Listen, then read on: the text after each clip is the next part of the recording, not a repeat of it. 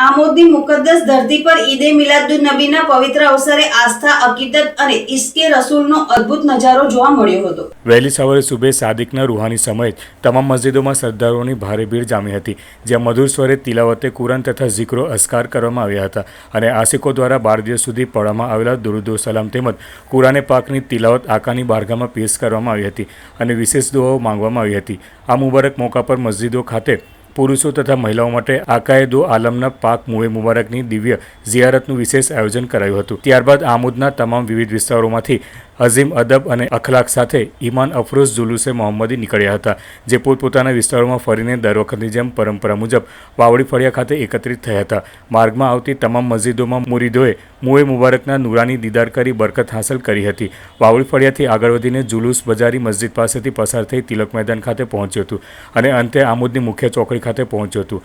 મુખ્ય ચોકડી ખાતે વિશાળ જનસાગર સમક્ષ ધાર્મિક અગ્રણી બારગાહે આલમે ઇસ્લામના સૈયદા અને ઉત્તર પ્રદેશના પવિત્ર આસ્થાના કિચોચા શરીફથી તશરીફ લાવેલા હઝરત સૈયદ અબુ બકર સિબલી મિયા અશરફીએ વિશેષ ઉપસ્થિત રહીને પોતાનું ઈમાન અફરોઝ રૂહાની બયાન આપ્યું હતું।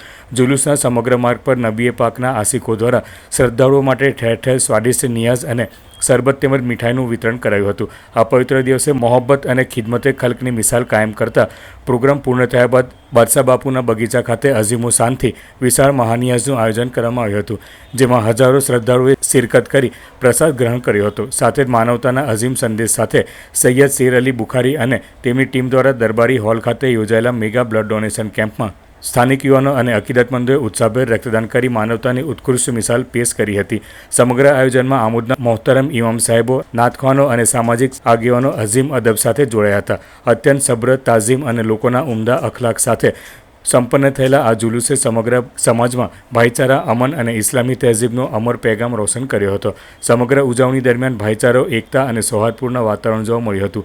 ઈદે મિલાદનો પવિત્ર તહેવાર શાંતિપૂર્ણ અને સુમેળભર્યા વાતાવરણમાં સંપન્ન થાય તેમજ કોઈ અનિચ્છનીય બનાવ ન બને તે માટે પીઆઈ કરમટિયાની આગેવાનીમાં પોલીસ દ્વારા ચુસ્ત પોલીસ બંદોબસ્ત ગોઠવવામાં આવ્યો હતો। પોલીસ દ્વારા જુલુસના સમગ્ર રૂટ પર સતત દેખરેખ રાખવામાં આવી હતી।